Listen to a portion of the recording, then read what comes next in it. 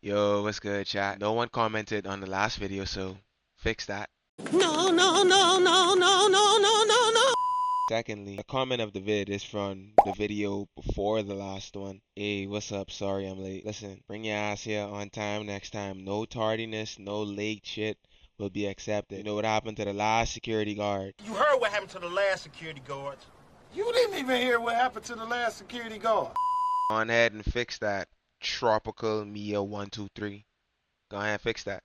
But we're reacting to I predicted the end of IRL streaming.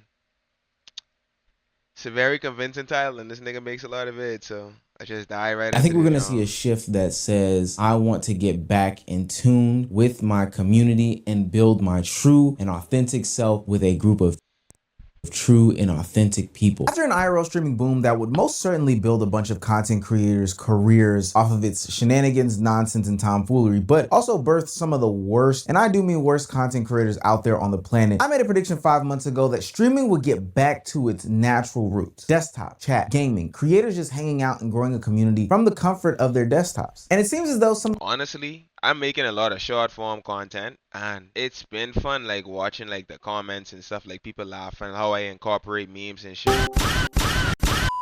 And like a lot of people are coming to the YouTube channel because of that. Appreciate that.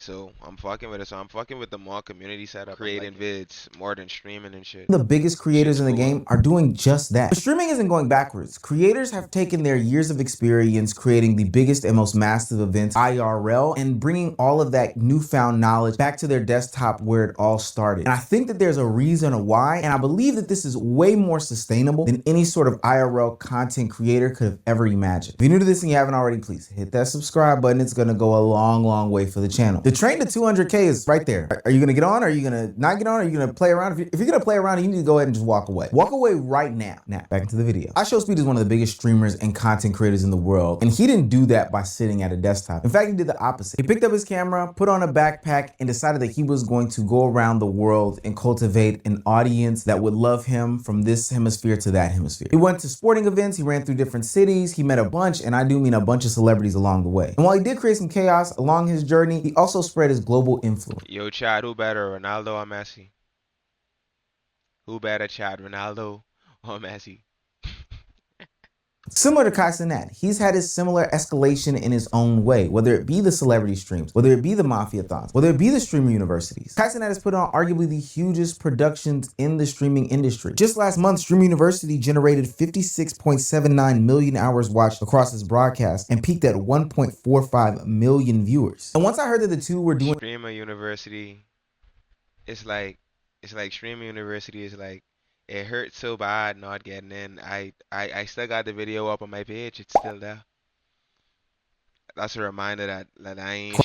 It's a reminder of something. I'm using that shit as fuel, nigga. Million viewers. And once I heard that the two were doing a collaboration / joint stream, I just knew that there was going to be some sort of big and huge endeavor attached to it. Think about it. iShowSpeed just came out of his World Cup tour where he was going around for these different cities, seeing all of these different games, spreading his international influence even while he was in the States. And Kai Cenat just came off of Stream University, the biggest streaming event of the year. But boy, did it come to my surprise in the initial that it didn't require all that production. It just required two guys, two computers, two cameras, their chats, and like an 8-bit Minecraft game. You know, but we still have to beat every boss on hardcore. Exactly. Once it gets to the 10-day period, everything starts over. Even if we already did kill the boss. A Minecraft stream. That doesn't align with anything that these two have been doing recently. I mean, there's nothing inherently big about Minecraft. Granted, the stakes were high. The behind the scenes, and by behind the scenes, I mean like background production, did look good. It did look beautiful. But an 8-bit game for two of the biggest streamers in the world would be a backward step in production. But I'm not gonna lie, for all 121 hours that these two played, it was some of the most entertaining content that I have seen in a long time. One more!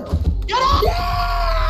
Yeah! Oh my God! Say what lie we do. I ain't gonna lie, Chad. I think I missed out on a lot of my childhood. I was never a Minecraft nigga. I didn't fuck with DDG and Soul Illuminati them till like 2 years ago. Like, I wasn't playing 2K. I didn't play GTA 5. I didn't finish the story mode. And I miss a lot of my childhood. Child was Minecraft. Is Minecraft an unskippable L reader? No, somebody said L reader. an unskippable arc. Was I supposed to do this shit? That, bro. I told y'all, bro. My mama saw it. But this is what we meant 5 months ago on this channel when we said that streamers will return back to their desktop. It's not because IRL is no longer working, because it clearly is still working. And that does come with the asterisk that we'll get into a little bit later. But if you look at some of the biggest content creators in the space right now, I'm seeing this trend that is going on. And a lot of them are sitting back in front of their desktops. Look at Senna, who has turned her home desktop into this base as she prepares for a month-long streaming saga. Hell, streamers Your Rage and Extra Emily sat down for an elite Call of Duty session that lasted like a week. It was something long, but it was something entertaining as well. Pause. And then you have the traditional desktop streamers that are still proving that there's some viability to desktop streaming as a whole. Streamer Jinxie has been building some of the biggest creator events, all while never leaving the comfort of his seat. And it's yielding good results. I've been streaming since 2019. I've never in my I ain't gonna lie. life Shout out that nigga seen Jinxie though. 7,000 subs in like 8 minutes. I broke my record by a mile. Breaking the record without having to spend hundreds of thousands of dollars on big budget productions and going out there being annoying to the unsuspecting is a big deal. That's no shade to anybody, but ultimately the desktop is starting to feel important again. Now, I want to make it clear. I feel like some people may misinterpret this as desktop streams equal low effort, dumbed down versions of streams, and the IRL streams are these high quality, high effort, high energy streams. But these are not the same desktop streams that your grandfather or your older brother is used to. These are still great productions. When people think of desktop streams, they ultimately think of like low effort. Hey, I'm sitting with my chat, pulling up a video that my audience has probably watched or sent to me. I'm just doing some sort of like low effort reaction, or even if I am hanging out with other creators, it's in a Discord call and we're just doing some play now 2K, just firing up a game and hanging out with the bros. But now in 2026, that is not the case. I think the best example of this is Jinxie, who is putting on these massive tournaments, these massive gaming expeditions with some of the biggest creators around the world, almost feeling like this esports event that nobody has to leave their house in order to participate in. His last league tournament brought together 40 creators from different sides of the internet, all spanning different parts of the world. And again, nobody had to come and be in person in order for this to take place. No big overhead. I ain't gonna lie, y'all probably heard my fan this whole reaction. It's the Bahamas, bro. It's the Baja, bro. It's all the shit. Like, I really want it to be like this. I really want it to be like this. If it was a compartment under hell, that's what it would be like in the Bahamas. Like, if you are not under a fan, you're sweating. And no big productions, different personalities, unique talents, different POVs, different communities. It gave the competition, it gave the arguments, it gave people a reason to watch. While the game does give something for people to do, the creators still are the ones that provide the content, and I ultimately think that's why this worked. Same thing with the Kai Cenat and Speed Minecraft tournament. Sure, Minecraft is the shared game in and of itself, but when you combine iShow, Speed, and Kai Cenat, hell, they could be doing woodworking and people would find it entertaining. And the same goes for Your Rage and Emily. You don't need professional players to make these gaming excursions work. As long as you have two big and bold personalities, the content creator of it all, then ultimately people will find this to be enjoyable. This is where I think a lot of the IRL streamers and content creators that came up last year and maybe even the year before that got it all wrong. They didn't understand, or at least underestimated, the value of the creator and what they bring to the table. They thought the big event of it all, the surrounding effects of it all, were the real draw. But what's being proven in 2026 is that it's the creator that brings all of the great things to the table. The creator is the one that amplifies what's supposed to be going on. And in fact, I saw a big movement in the past couple years where the creator didn't even try anymore. They just let the IRL event of it all kind of take the front and center of it. But I don't think that that's great for building like a long-lasting audience, more so for building clips and getting these viral moments together. But I especially think if we're talking about building and growing and connecting to a community, not saying it's the end all be all, but what you can create and do from connecting. To be honest, shot, I'm fried. Like, the reaction is here. I'm here. I'm just catching up to it. Why are you trying to shit on Are You My Ball? That's just got a lot of prospects out of that. You got Coco, you got Creed, you got hella goddamn gone to stream you off the Are You My Ball shit, bro. More people got in to streaming you from Are You My Ball than Capaholics. Only the real niggas from Capaholics made it back in that hole. And the Shay could have been in there, but he I don't think that that's You great fucked that for up. building like a long-lasting audience, more so for building clips and getting these viral moments I'm not together. But I talking about especially that. think That's if a we're cursed talking clip. about building and growing and connecting to a community, not saying it's the end-all be-all, but what you can create and do from behind your desktop and in your own comfort of your own home is something that is invaluable. Oh, bro. Come on, Em.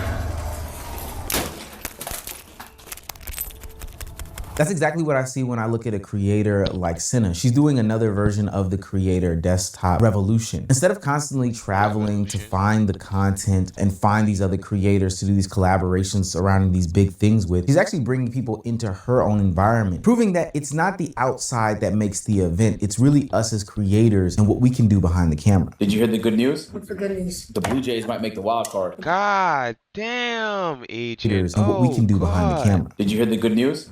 Oh my God. Bald. Fuck. Agent gotta fucking relax. God damn. What the fuck? Bald. Bald. She got the Michelin grip when I fuck.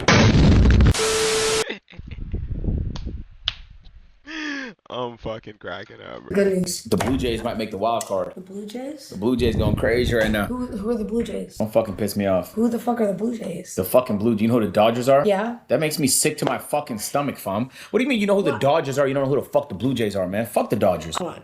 Oh, okay. Fuck the Dodgers.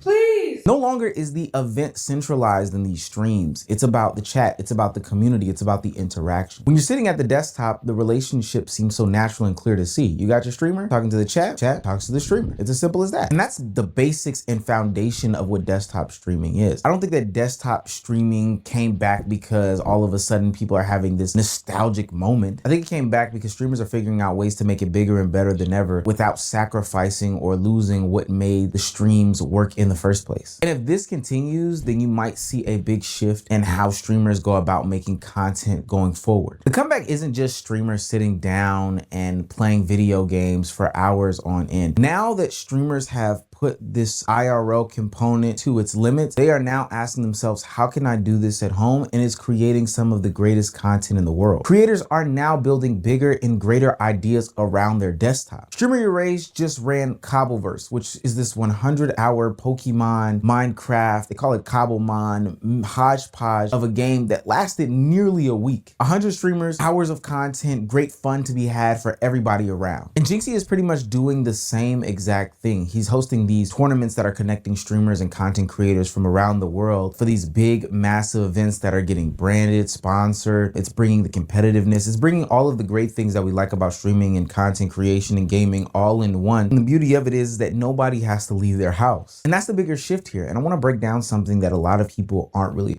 I mean, yeah, it's true. No one have to leave their house. But I don't think the IRL component will ever die simply because you need physical human connection. He trying to like cyborg us. He trying to like make it so, oh, goddamn desktops. You could connect to people through the screen anyway. So why leave that? No, you need physical touch, nigga. Stop that fuck.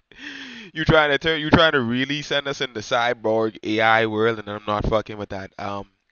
I think IRL is pretty cool. I ain't do it yet, but I will do it in the future. Addressing. Look, the truth is that streaming in reality actually built its foundation on the IRL aspect of it all. When we think about Justin TV, which is what Twitch was called before it was actually called Twitch, the creator of the app, Justin, was somebody who was just streaming their everyday life. When you fast forward to 2024 and 2025 and see all of the endeavors that people have been putting onto streams these days, it's taken a turn toward what some people may say is the worst. The costs are getting extraordinary, from the streaming backpacks to the cameras to the setups, all of these different things. Then when you factor in the other production aspects and elements of it all, I'm talking about getting the place and space put together, getting the cast and stuff that are needed in order to do these things. Then when you factor in the name when it comes to IRL streaming, there's a certain connotation that is following IRL streaming, similar to being a content creator of itself or being a podcaster. I'm going to let you guys know that that if you let somebody know that you're a podcaster and that's your form of content creation, there's a bad connotation that is involved with it. And that's the same thing that's going on with IRL streaming. If you let somebody know you're an IRL streamer, I mean, hell, on this channel especially, we're gonna think that you're somebody who's closely connected to streaming platforms like Kick, and you go out there and you are a nuisance streamer. And you're gonna get tied to the low effort content of it all. We've seen people over these past couple of years just prop up streams, say they're going outside and live IRL, and that's also like just low effort content. They're not really doing anything. I'm saying all this to say is that IRL content for the past couple of years has had its peaks and its highs. You did have content creators and streamers who were putting on big endeavors that were beautiful and they were fun experiences. But I think if you look at the bigger picture, a lot of it was not fruitful. It was very, very costly. The connotations of an IRL streamer has gotten out there. We're seeing content creators left, right, and sideways getting dinged for having IRL streams, whether it be with dealing with fees with Airbnb, police, all these other things. It's really not a good look in the space, because at the end of the day, there's this lack of connection that you're having with your chat, you're having with your community. You're not really building an audience. You're more so chasing a viral moment. After all, that is a part of the foundation of a good, healthy streamer, is that they have a good, healthy fan base that is committed to watching their content, whether it be the big streams or whether it be them just talking to a Discord server. You need that fan base and that community, but if you're not cultivating that because you're outside doing workout videos with women, ultimately you probably won't be successful. Yeah, but how you ever gonna see these fans in real life if you don't go IRL? It sounds like you just trying to farm up a bunch of people to support you and interact with them, but you just want what? Like, how you tell the difference between a real person and then Molly1234? Molly1234 could be an AI and you talking all this fuck, but support and fan base. So you're never gonna go IRL and take a picture with them then?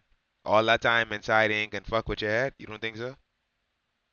Just 5 months ago, we predicted that this was going to be reality on this channel, and it seems as though it is here today. People want the authenticity. People want the real. People don't want the gimmicks associated with the IRL streaming of it all. And I think as we get more and more... This nigga just said people want the real. IRL means in real life. What is this nigga talking about?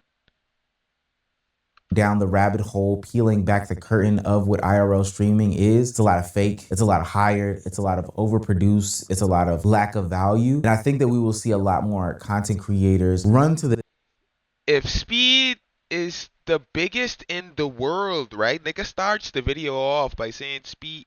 You don't even have to say it. On everyone list, speed is number one. This nigga just went on a world tour which consisted of consecutive IRL streams in every different major country in the world. And this nigga saying IRL is dead because a couple niggas are on desktop. This nigga's tweaking. The desktops and have real marathon streams, high produced streams while they are at the desktop. I'm not saying that it wasn't fruitful for these creators to go out there and do their IRL stuff. All the production stuff that they learned, all of the content creation goodness that they learned while being outside, they are now bringing it into their homes. And for what it's worth, it is making for better produced content. No longer are they just doing these solo endeavors when it comes to games. It's, hey, how can we take a simple Minecraft hardcore game and turn it up to the max? And ultimately, we are seeing the fruits of the labor. So my future prediction is that we actually see less IRL streams going forward and more desktop streams, bringing out the better content creators, those that don't have to rely on the event of it all in order to draw an audience, but rather... Alright, that concludes my video. Ultimately, I think he talking a bunch of fuck, and he might be one of those dudes who helping build the AI robot girlfriends. He makes good content, but I just didn't like his take on this one, and I didn't use my soundboard at all. Avocados from Mexico.